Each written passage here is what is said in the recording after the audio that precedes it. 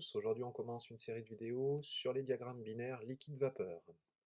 Donc avant de se lancer dans la description ou l'interprétation de ces diagrammes, on va commencer par quelques petits rappels, et en particulier on va travailler sur la règle des phases de Gibbs. Allez, à tout de suite sur la tablette.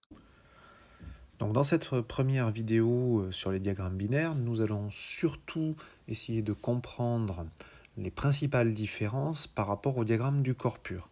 Donc les prérequis pour cette vidéo, ça va être quelques connaissances de base sur les diagrammes du corps pur, je vais revenir dessus, et aussi la notion de variance qu'on a déjà pas mal étudiée. Alors un petit rappel sur les corps purs, comment est-ce qu'on construit un diagramme de phase? On impose une valeur du couple pression-température et on regarde dans quel état est le système. Alors ça veut dire quel état ici, en fait, je vais regarder je vais compter le nombre de phases. Donc soit j'ai une phase. Si j'ai une phase, on dit que le système il est monophasique, en fait, il est stable. D'accord, il est stable dans les conditions de pression et de température considérées. Soit j'ai deux phases ou plus, deux phases ou plus, alors trois dans le cadre d'un diagramme de corps pur. Dans ce cas-là, le système il est instable. Alors instable, ça veut dire quoi? Ça veut dire qu'il y a un équilibre entre, par exemple, le liquide et la vapeur, ou le solide et le liquide, ou un équilibre avec les trois phases en simultané. Donc ici, le terme instable, il signifie qu'on a l'apparition d'un équilibre. Et cet équilibre, on va le caractériser dans le diagramme, alors je vais mettre ça entre guillemets, par un point. On va poser un point dans le diagramme pour signifier qu'il y a quelque chose, un peu ici à cet endroit-là, pour ce couple pression et température, on est instable. Donc voilà typiquement un diagramme que j'ai reproduit pour l'ammoniac. Ça c'est le diagramme pression-température de l'ammoniac. Alors si on regarde ici ce diagramme, donc on va dire à faible température, on s'attend à avoir le solide, ici.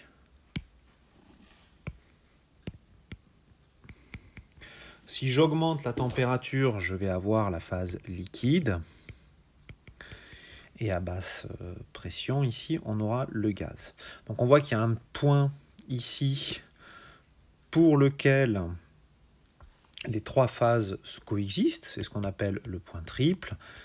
Et on voit aussi qu'il existe un point au-delà duquel l'équilibre liquide-vapeur n'existe plus. Ici, c'est ce qu'on appelle le point critique. Voilà. Et vous voyez qu'il y a des arcs de courbes ici qui relient ces différents points et qui séparent les différentes phases. Et chacun de ces arcs incarne un équilibre. Donc ici, par exemple, entre le liquide et le gaz, on aura l'équilibre de vaporisation. Entre le solide et le liquide, on aura un équilibre de fusion qui a une pente extrêmement raide parce que les volumes molaires de chacune des deux phases sont extrêmement proches. Et entre le solide et le gaz, alors ici le gaz a une zone qui est extrêmement faible, extrêmement réduite en termes de pression, on aura l'équilibre de sublimation. Donc voilà à quoi ressemble un diagramme de phase d'un corps pur. Donc il y a plusieurs types de comportements, en particulier pour la fusion, mais globalement, les principaux les diagrammes de phase de corps pur ressemblent à ça la plupart du temps. Voilà. Le bilan pour un corps pur, c'est que ce qu'on voit bien ici, c'est qu'en fait, à chaque fois qu'on a imposé une pression, on a eu une température de changement de phase. Donc ça, c'est vraiment un résultat important pour les corps purs. Un changement de phase se fait systématiquement à pression et température constante. Les deux paramètres ici sont constants pour un diagramme de corps pur. Alors ça, c'est quelque chose qu'on peut interpréter à l'aide de la variance. Donc je vous rappelle, la variance, c'est un nombre entier. Et ce nombre, il quantifie quoi? Il quantifie, on fait du dénombrement, on compte les paramètres intensifs du système. Et on compte ceux qui sont, on dit, libres. Donc on dénombre les paramètres intensifs libres. Donc typiquement, un paramètre intensif, ça va être la pression, la température, mais aussi, alors c'est quoi cette notion de libre? Je vais prendre un exemple un peu parlant, la fraction molaire. Donc, vous prenez la fraction molaire, donc on la note par exemple xi. Donc là, xi, c'est quoi? C'est ni, la quantité de matière de l'espèce i, sur n total. Alors, si j'ai un mélange binaire, hein, c'est ce que je vais considérer dans la suite, je vais écrire n1 plus n2. Ça, ce sera spécifique pour un mélange binaire, sinon c'est n total, si vous avez plus que 2 constituants. Ça veut dire quoi? Ça veut dire que x1 plus x2 est égal à 1. Donc, quand je dis que je compte le nombre de paramètres intensifs libres, supposons que j'impose la valeur de x1, bah vous voyez que en fait, à ce moment-là, la valeur de x2 est elle-même imposée. D'accord? Donc ici, on ne peut pas fixer une fraction molaire sans imposer la valeur de l'autre. Donc si x1 est imposé, alors x2 est fixé.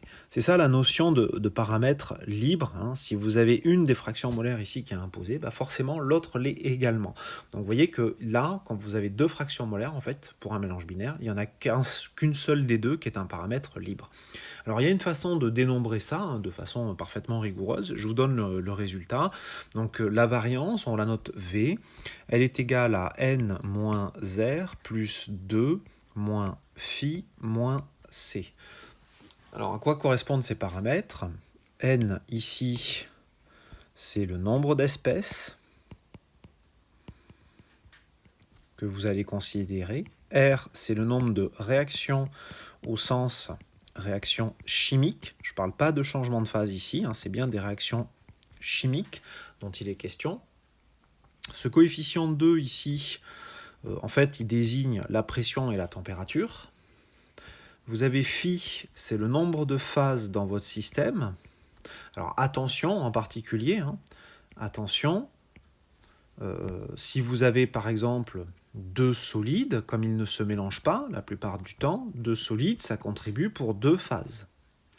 Si vous avez deux liquides, soit ils se mélangent et c'est une seule phase, soit ils ne se mélangent pas et c'est deux phases. Et C, le paramètre C, ici, c'est le nombre de contraintes. Donc, par exemple, si vous imposez la pression, C est égal à 1. Si vous imposez la pression et la température, C est égal à 2. Voilà. Donc, si je fais une petite application pour, par exemple, l'équilibre de fusion du méthane, donc CH4 solide donne CH4 liquide, cet équilibre, je vais, comme très très souvent, on va le réaliser à une pression donnée. Et on regarde, on compte, et on essaie de déterminer le nombre de paramètres intensifs libres. Donc je vous redonne la relation, n moins R plus 2 moins phi moins C. Donc n le nombre d'espèces, j'ai une espèce chimique, l'ammoniac. R le nombre de réactions, j'ai pas de réaction chimique, donc c'est 0. Plus 2 la pression et la température, moins phi le nombre de phases, solide et liquide j'en ai 2, moins C le nombre de contraintes, j'en ai une, donc vous avez une variance qui est nulle. Si la variance est nulle, tous les paramètres intensifs sont imposés. Donc ça veut dire que la température de changement de phase est imposée.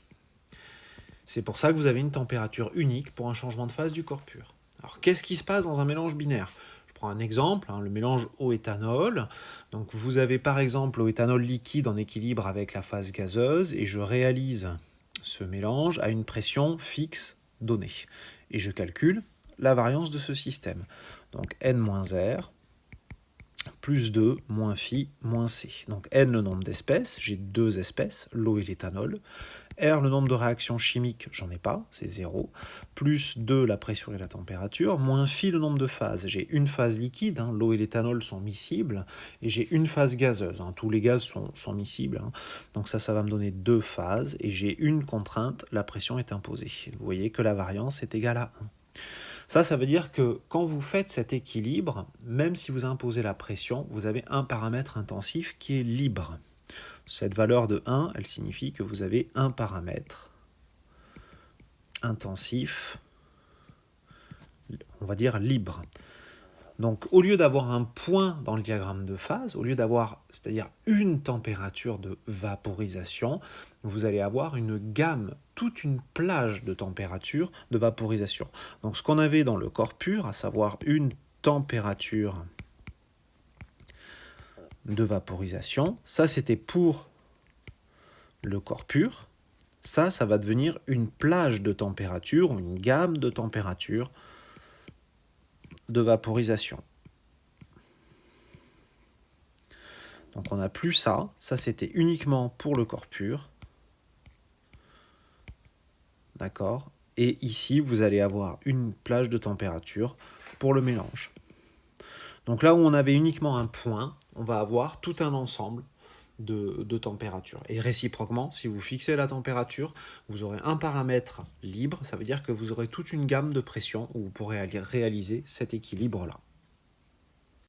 On a posé les bases dans cette vidéo pour les diagrammes binaires, et dans la prochaine vidéo, on pourra commencer à faire un peu de phénoménologie. À très bientôt!